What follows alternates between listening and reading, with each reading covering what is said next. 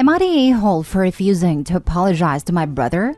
I, 38 female, was in a horrible relationship and have a 1-year-old son. I have a restraining order against my ex, and unless my ex takes me to court, he can't see his kid.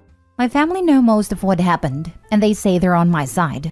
I just got out of the refuge and into my own flat with my son, and ex doesn't know where we live.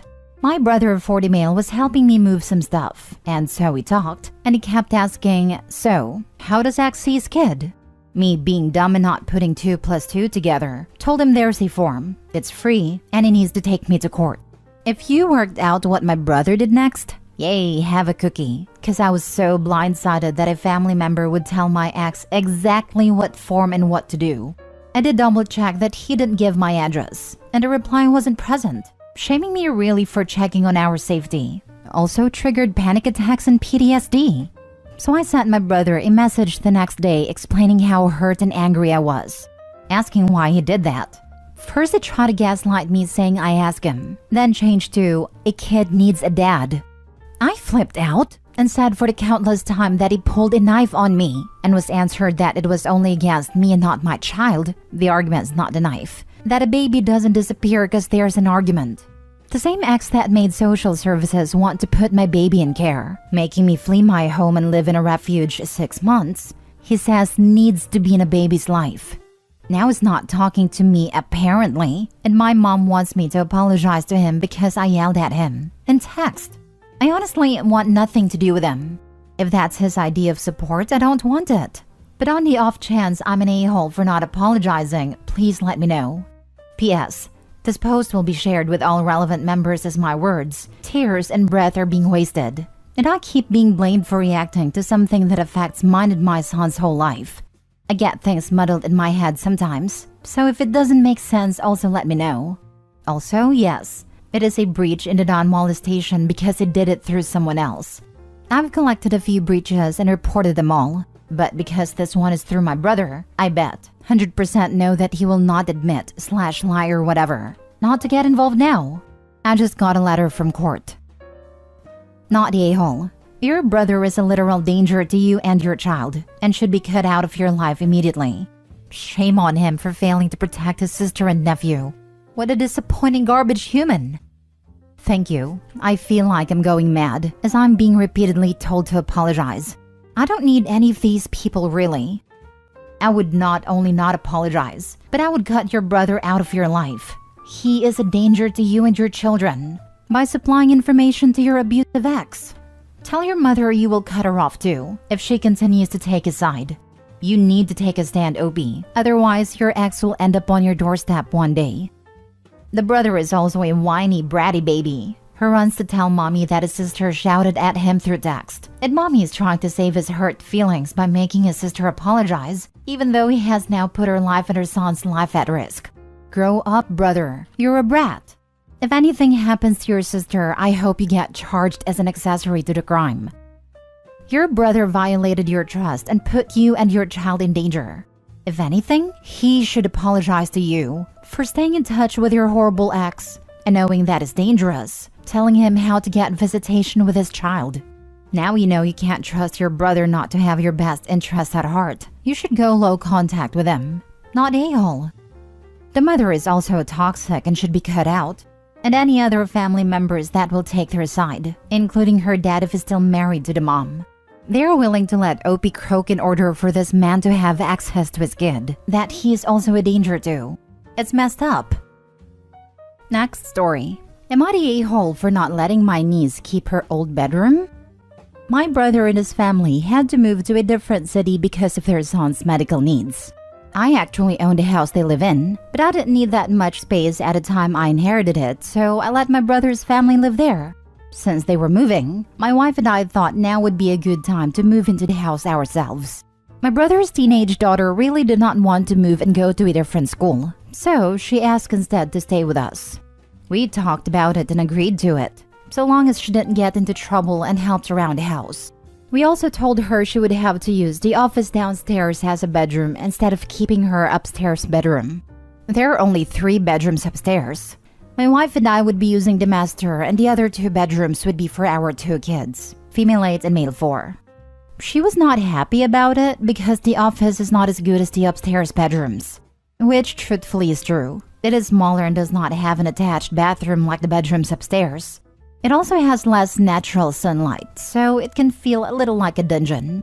It also doesn't have a regular door. It has these panel shutter-like doors which we can add a latch to, but my niece has less private and secure. The thing is, our daughter has been wanting her own bedroom for a while now. She has shared a bedroom with her younger brother her whole life, and she is sick of it. When we had brought up this move to her, we had already promised she would get her own room. Given their ages, it makes more sense for them to have the bedrooms upstairs close to us, rather than farther away downstairs in the office by themselves. My niece, brother and sister-in-law, however, think it's mean to banish their daughter to the downstairs office when she's already dealing with enough change. They think that our kids can continue to share a bedroom because they're still young enough, and that it doesn't matter. Edit: a lot of people are mistaking the office room as being in the basement. It is not. Also, it does have windows.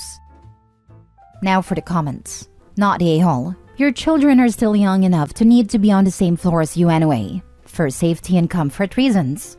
Plus, it's your house. She can go with her parents instead. Exactly this. Not a-hole. Opie didn't have to agree to their niece staying with them, especially when they had already promised separate rooms for their own kids. The parents are being unreasonable by thinking that her daughter just has to have everything she wants in this situation. Stay in the home and same school, but not have to adjust to the family that actually lives here. This is spot on. If I was a teen that wanted to stay at my same school with my friends, I would sleep in the dang basement and be happy about it. Jeez, I dream of a world without entitlement. Not a-hole. It was kind of you to allow your niece to stay. Caring for an additional child isn't easy. Especially a teenager. Especially an entitled teenager. Not a-hole. Wow, even your brother and his wife are saying you're the a-hole? After you let them continue to live in your house even though you have 2 kids? And you are only taking the house because they need to move, and still you generously offer your niece a room? It's probably time to let them fend for themselves. I didn't even consider that the larger family was in a smaller house, while they owned a larger one. My brother's family is actually larger than mine. They have 3 kids and we have 2. They pay rent just to cover maintenance, HOA fees, and taxes, and it's been around 16 years or so now.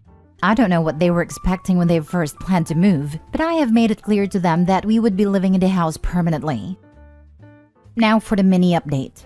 After going through the comments together, my wife and I have realized that it is beyond our family's emotional and financial resources to have our niece live with us harmoniously. So I will be telling them that we are rescinding the offer. Last story. Am I the a-hole for getting mad at my boyfriend for not giving me money? My boyfriend and I have lived together for over a year now, but we moved into our own apartment 6 months ago. For 6 months, I paid almost all of the bills, rent, groceries, and extra expenses. I had a savings that is now gone, and I went into credit card debt. He was going through some health issues at a time, and although it hurt to watch my money go away, I knew it was what we had to do. It's just life, and relationships can't always be 50-50. He recently got a settlement that was almost $90,000, and he will be receiving more money. While we waited for the money to deposit, we had a conversation. I felt that I had contributed so much for a while, and it would help me out a lot if he gave me $4,000. I could pay my debt off and get my car fixed. He agreed to this. The next thing I know, he's buying a brand new car he didn't need. I thought it was dumb and expressed it, but I let him know it was his money and he could do what he wanted with it. He had a nice car that wasn't old, and I felt that he should have just paid that off. He rushed to do everything because he was impatient, so right now he has 2 cars he's paying for. There's a whole backstory as to why this happened. It would just be too much to explain. So now he's worried about money all of a sudden, even though he still has $60,000 left. This is where we keep getting into arguments. Because we had discussed me getting money, I had made plans with what I was going to do with it. I made 2 large payments on my credit cards because I assumed he was giving it to me that week. I try to bring up when he will transfer me the money, and his immediate reaction is frustration. We have an argument about it. I was upset because I felt embarrassed about it. It's embarrassing basically begging for money, and I was mad that we talked about something. and now he seems like he doesn't want to do it. I tell him that if it's a problem for him, to just forget it. I don't want to fight, but he ended up feeling bad and he sent me $1,000. I used all of that to pay down 2 of my cards. I tell him I want to sit down and talk about it again because we aren't understanding one another, and he tells me that he wants to lower the amount we agreed on since the stuff with his car is going on. I was obviously kind of upset because I wanted to use that money to fix my car and pay down my debt. So he says to pick what I want. Either he will fix my car for me or I take $1,500. I tell him I want to take the $1,500 because my goal was to pay my debt down. If I did that, it would take away how much money I'm paying monthly. Then I can save up to get my car fixed. I work from home, so I don't drive around much, and I can just take his car until I get mine fixed. We both seemed happy with that and moved on, until his parents came to town. His new car is a 2-seater, so they asked if we could take my car. I told them that I don't have AC. My brakes are squealing, my tires are bald, and my engine mount is really loud. So I try not to drive it unless I have to. They were horrified by this. And even though I begged them not to, they took my car to the mechanic to get new tires that day. I have no idea what his parents said to him, but he called that mechanic, got estimates, and is getting everything fixed on my car. This all happened so fast that I didn't know how to process it. I felt deeply embarrassed by his parents paying that much money to help me out. I was also confused about my car because him and I had made a deal on what we are going to do. I asked to talk to him again, and I said I was uncomfortable with what his parents did because I don't even know how I could properly thank them. He said not to worry about it because they love me and wanted me to be safe. Then I asked if I would still be getting the $1,500, and he lost it. We had a huge fight. He said, "No, you are getting your car fixed." I said, "Well, that's not what we agreed on." He gets mad and says I'm being ungrateful, and it's hurting his feelings. I said, "Then you are misunderstanding what I'm saying. Of course I'm grateful to have a working vehicle again. Having no AC in the summer sucks, and I've felt unsafe in my car. What I am mad about is that we have sat down multiple times now, and you've either ignored me or seem irritated that you have to give me money." We just kept bickering those 2 points back and forth over and over again. Then he says, "I have given you so much money already. What did you do with the $1,000 I gave you?" I snapped. Instead paid off the credit cards and went to debt in buying us groceries. So he had food to eat. Then he says, "Well, your car was important and needed to be fixed. We couldn't just have one vehicle." I said, "You know I don't drive a lot since I work from home." I get that at this point I was probably being petty, but I said, "Fine, I don't want another dime from you. But don't expect me to do anything with you. No dinners, going out to eat. No going out with your friends to the bar, nothing. Because I can't afford to keep up with your lifestyle. I will be paying this freaking debt off." He gets mad at me and says I'm throwing that in his face to be petty, because I know he would pay for me if we went out. I say I don't want it because he obviously has an issue with it, and I refuse to beg or have it thrown in my face. He then tries to say he is now paying all of the rent and I can't expect him to pay everything. I feel like that's BS, and I feel like our arrangement is fair. He pays all of the rent while I pay for Wi-Fi, electricity, and all of our groceries. That's a lot of money, especially the groceries. By the end of the argument, I was feeling guilty because I'm fighting with someone over feeling like they owe me money, and we left the argument somewhat unsolved. If we both are getting too heated, we try to acknowledge it so we can take time to talk away from it, think about it, and come together again. I feel like an a-hole because he went through hell to even get that money. We aren't married, so it's not my money, and he has already done a lot by giving me $1,000 and is paying to get my car fixed. But when I sit and think about it, I get mad because I only asked for $4,000 out of almost $90,000. I just can't seem to understand his side. Am I the a-hole? Not the a-hole. Leave him before he sucks you dry. He's taking advantage of your pride by making you bring it up again and again, and then berating you. There is so much wrong here. Not the a-hole. He was quiet when he was the receiver, taking and taking. And I'm sure he would have been upset with you if you would have said no about anything when he was the taker. And now that is his chance to reciprocate, he's showing you his true colors. The resentment you're feeling will keep building every time you're forced to be the giver and he refuses to give or be there for you when you really need it. His parents paid to get your car fixed, So that gives him the out of the money he owes you? He's the a-hole. I don't understand. If he has money in savings, why were you paying all the bills for 6 months? I would be petty and go to his parents with this. Be extremely thankful for them to fixing your car and just let it slip that you hope their son will be just as gracious as to honor their agreement on payment. Not the a-hole, OB. You have been too sweet in this regard. Not the a-hole, because this dude literally owes you money.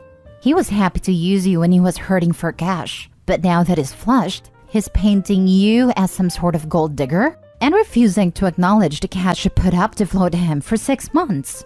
This guy is massively selfish, is fundamentally dishonest, and does not care about you. I would strongly suggest that you sit down, go through your bills from the 6-month period you confronted him, account for every cent, and then send him an invoice, minus the payments he's made so far. Make that the last conversation that you have about money, because after he pays it, you should break up.